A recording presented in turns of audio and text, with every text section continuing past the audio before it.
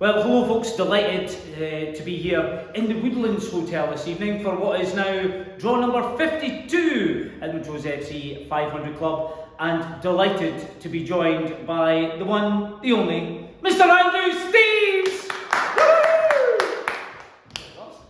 Lovely to see you, buddy. Perfect. Well look, just to let the rest of the crew out there know, the reason why we've selected Andy to do this evening is 350 games for the moment. I mean, it's an amazing achievement, buddy. How do you feel? Is it a pride thing, or is it just I can't believe I'm here? Probably a pride thing. I mean, probably the can't believe I'm here would be the first 100. Considering what the first 100 were, we were League Two, we were relegation playoffs, we were surviving in the league, and then probably from 200 onwards, we've been on an upwards trajectory. I mean, it's been an easy decision to stay probably from 200 onwards. I mean, there's been contract on contract, which has been easy to sign. League winning season, playoffs consecutively in a row, little bit last year and then back in the playoffs this year. So probably not a disbelief thing, probably more a pride thing. Probably, as I said, the first 100 a little bit. Don't know what you're getting in for here. You know? We survived a wee bit of a playoff scare with Brora and stuff like that when I was in on loan, and then, I mean, even though Stuart Petrie will be the one that rightly takes a lot of the credit, I mean, Hegarty sort of stabilised us in the league with a couple of sort of 7th and 8th place finishes and stuff like that. So, definitely a pride thing. I mean, probably within the current squad, just a little bit of pride to kind of join close friends. I mean, Terry's 400 plus. Paul, who hit 350 this year, Webby hit 350 this year, so kind of join that group. I mean, 3 very close friends of mine, 3 people that I kind of hold close to my family. I mean, obviously their missus, my missus and stuff like that, so everything that was kind of said tonight about the club being a family, it's true. I mean, it's very easy to say this is like a family and stuff like that, so to kind of be part of that group and kind of solidify that. I mean, people that have kind of left the club, sort of Matty Adams, kind of missed and stuff like that, as part of that group as well. So not disbelief, but definitely a pride and a happiness to kind of be here for the 350. When you talk about it, that's some journey we've been on, really. You know, that group of individuals who've been there from, you know, the time you've been there, that start, taking in Brora, etc. I mean, it does bond you in a way that, you know, a family does. It really is.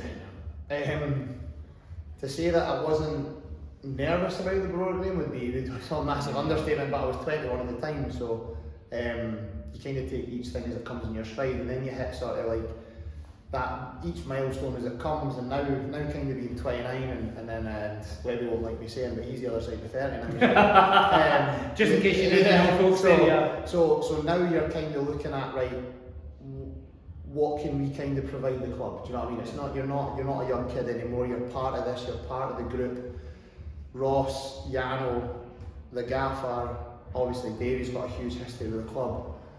What can we now provide for the club, kind of going forward, kind of thing? So you're not looking to be the individual within the group anymore. It's what can us, as that group of boys that have been here for a number of years, what can we kind of provide for the club and stuff like that. So that family feels definitely there, and to be part of it is a huge privilege. And there are so many youngsters coming into our team now. You know, you've got the guys from the academy coming through, and you're right, it's an important role that you guys are playing. And Paul made the point of saying to them, look, if you're going to look up to somebody, look at Sean and what Sean's done in the game and the longevity he's had and the way that he looks after himself.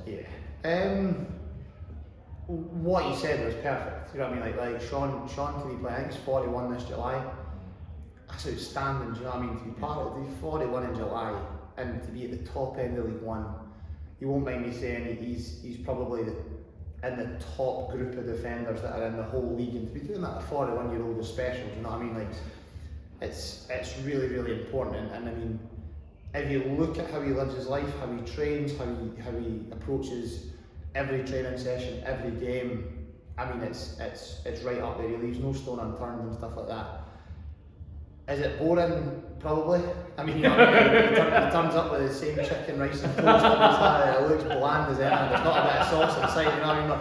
But he's going to balloon when he finishes it. Honestly, I mean, to have the discipline that he's had is is tremendous and a huge credit to him, and obviously he's been a huge credit to his family and stuff like that. So, I mean, he'll look back at being, in years to come, being able to play, from he joined, 2017-18, to be where he is now at 41 years old, still a key member of the team, a leader of the group, part of the staff, is fantastic.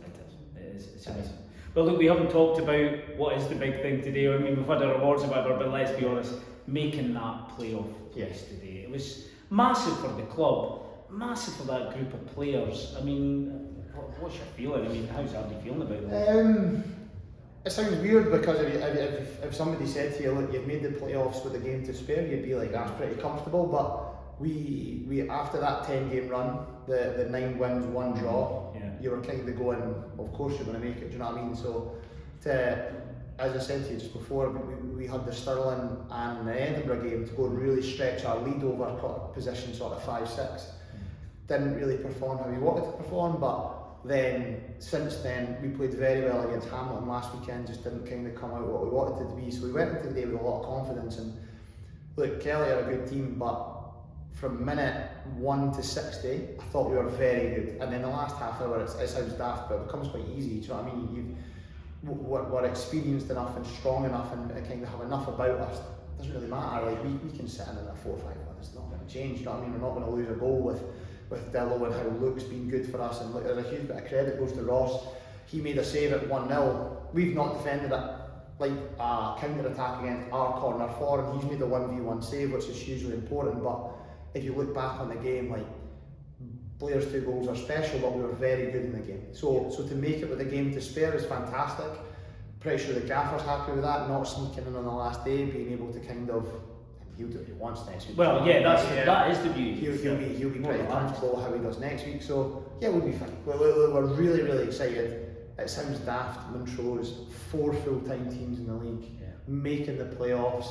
It's not an expectation. It's again punching above our weight. But with this group, you're just, every season seems to have something with it. Do you know what I mean? Even last year, we went to the last 2 games and we almost made it again. Do you know what I mean? So.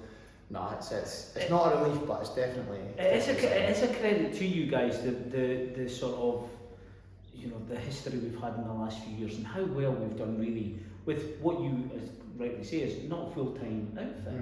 I mean, that says a lot about you lot and the bonding you have. It's tremendous. And I was going to move on though and actually go away from football for a bit, because of course your life has changed in terms of, you know, your home life is completely different. I mean, do you find it difficult to balance your football now, because there's so many positives, you know, in terms of having a family? Yeah. Look, I mean, becoming a dad for the first time was, I mean, you don't mind me saying, but like that's the best day of your life. Do you know what I mean? Like, you're obviously getting married and stuff like that's fantastic, and it's an amazing day. But when you become a dad, it's top. Like it's unrivaled. It's the best feeling ever. So, funnily enough, like this morning, she's 6:30 on the dot. Like she wakes up 6:30 on the dot. An alarm clock, So me and the dog are out at 6:30. We go for a walk around the back of the woods, around the reservoir and stuff like that. And then I get home and I'm just sort of looking at the dishes, and I turn around and I was like, she was on her belly. Now she's sitting, and I'm like, why is she sitting? She's not meant to be sitting. And it's just like, it's great. So yeah, so it's fantastic. It's precious stuff. It's brilliant. It's really brilliant. But look, Gina's been fantastic in terms of, neither of us would say that it's been easy, but like in terms of allowing me to sort of prepare for games, she's done a lot of the heavy lifting in terms of maybe Friday, Saturday mornings. It's been amazing. Like it's easily the best period of my life was becoming a dad and stuff like that. I'll never change it and stuff like that. And plus the manager and Ross have been more than supportive enough with this. Do you know what I mean? Like they've offered time off, they've offered this, they've offered that. They recognised there was a game where I needed to be on the bench because I've had limited sleep and stuff like that leading into the Alloa game. I was able to come on and contribute like way back in sort of October last year and stuff like that. So I mean, it's easily been the best year of my life, like in terms of becoming a dad and then obviously making the playoffs and stuff like that. But I wish it goes to anyone that goes to the wife. You know what I mean? She's done a lot of heavy lifting and stuff like that. So, but yeah, it's been a fantastic year. Fantastic. Delight for you. Right, okay, buddy, here's the big job though. Yes, sir, yeah. So we've got our three prizes as per. So we've got, first ball is going to be for £500. Yep. Second one is for 100 and the third one is for 50. Yeah. Now, as Brian always says, dinna put the bars back in. Then he put the balls back. Right, okay, on you go, Andy. Right, this one. Okay, so this is for a 500 quid. Magic. So it is ball number 5.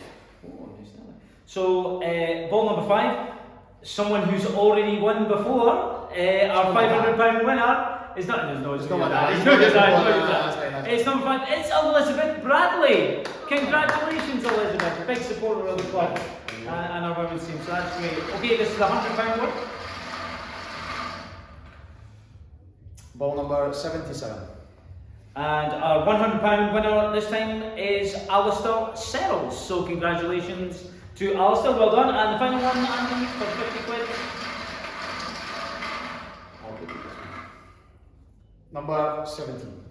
And number 17.